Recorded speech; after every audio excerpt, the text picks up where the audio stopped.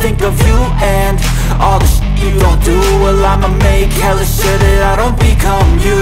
I have no regrets, yeah, I'll tie up my chest. I'll never forget what it's like to be in debt. Been stabbed in the back bed, I'll show you what happens. Saking mewahnya timnas Indonesia saat ini, bahkan dijuluki oleh AFC sebagai tim paling kuat dan nomor 1 di ASEAN. AFC baru-baru ini mengeluarkan ide yang cukup di luar nalar, di mana AFC ingin menggelar pertandingan antara gabungan pemain terbaik dari tim-tim di ASEAN, dan lawannya adalah timnas Indonesia. Jika pertandingan ini terjadi, jelas AFC bakal untung besar secara komersial. Timnas Indonesia sangat terkenal di ASEAN, bahkan di kancah Asia. Hak siar pun bakal laku keras, apalagi para pemain Indonesia banyak bermain di Eropa. Tentu AFC tahu saja bagaimana caranya mendapatkan cuan yang banyak. Jika kita melihat susunan para pemain timnas Indonesia dari waktu ke waktu, harus diakui di era saat inilah kita bisa merasa sangat percaya diri kalau mau ketemu siapapun. Jika dulu kita hanya percaya diri saat melawan tim-tim ASEAN saja, itu pun di luar lawan Thailand ataupun Vietnam. Kini mau ketemu siapapun kita sikat, terlepas hasil akhirnya menang atau kalah hal yang wajar. Karena bagaimanapun skuad timnas Indonesia saat ini banyak dihuni pemain dengan level yang berbeda, dan bisa dibilang ini adalah skuad timnas termahal yang dimiliki Indonesia saat ini. Bahkan untuk ukuran tim ASEAN, tim ini terlalu mewah. Nah, atas dasar itulah diketahui muncul sebuah gagasan yang terbilang cukup kaget, di mana pihak AFF ingin sekali melihat gimana skuad mewah Indonesia bertarung melawan All-Star yang diisi pemain-pemain terbaik ASEAN. Bila itu terjadi, maka bisa dibayangkan betapa hebohnya respon yang didapat. Di sisi lain, media ESPN secara tegas menilai jika Indonesia sekarang sudah berada jauh berbeda dengan sebelumnya, diisi pemain-pemain mahal dan mereka yang tersebar di liga-liga top Eropa, yang menjadikan tim yang semula berstatus underdog kini naik level menjadi kuda hitam di grup C. Tentu saja ini semua tidak lepas dari usaha keras PSSI dan semua pihak untuk mewujudkan mimpi tembus ke panggung tertinggi, ya bagi tim-tim di ASEAN. Langkah PSSI di era sekarang benar-benar gila, karena dalam sekejap Indonesia bisa dihuni banyak pemain diaspora yang secara level permainan jelas sangat mengerikan. Kini kedalaman skuad menjadi sesuatu yang penting bagi timnas Indonesia, tentu untuk mengarungi 4 laga sisa di ronde ketiga. Dan saat ini secara lini per lini, skuad Indonesia udah 80-90% mantapol, tanpa mengurangi sedikit pun respek ke pemain Liga 1. Akan tetapi dari setiap lini, kita memang butuh pemain yang secara kualitas mumpuni, dan mungkin saja mereka yang main di Liga 1 bisa bersaing sekaligus belajar, terutama dari sisi teknik, dasar visi bermain, pengambilan keputusan, dan lain-lain. Timnas Indonesia sendiri kini sedang dihadapkan misi penting untuk bisa meraih 9 poin dari 4 laga sisa. Sebab jika itu bisa dilakukan, pintu otomatis ke Piala Dunia bisa didapatkan.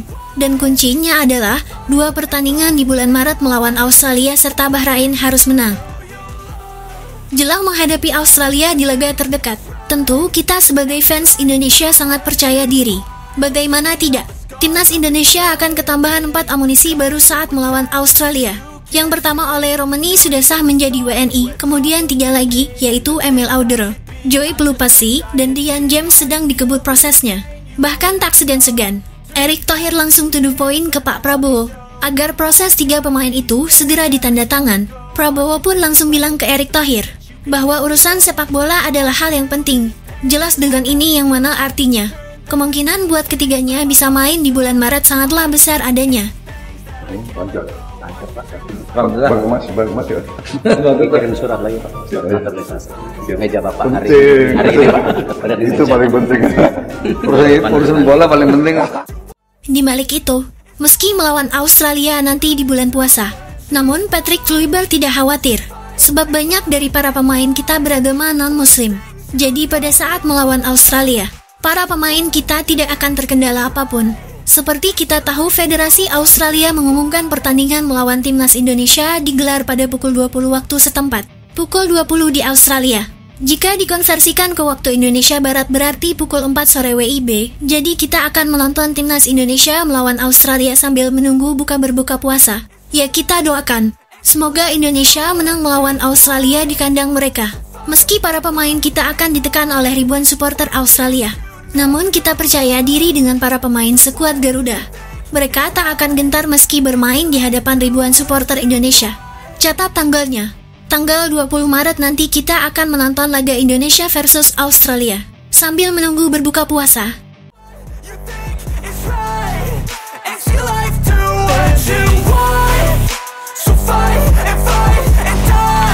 Pelatih Timnas Indonesia Patrick Kluivert resmi akan memanggil 27 pemain untuk menghadapi Australia dan Bahrain pada bulan Maret 2025. Nantinya ada pemain yang dicatat dan nama baru yang muncul, termasuk para pemain yang dibuang pelatih Sin akan diproyeksikan kembali. Patrick Kluivert sebelumnya sudah mempunyai daftar pemain Timnas Indonesia.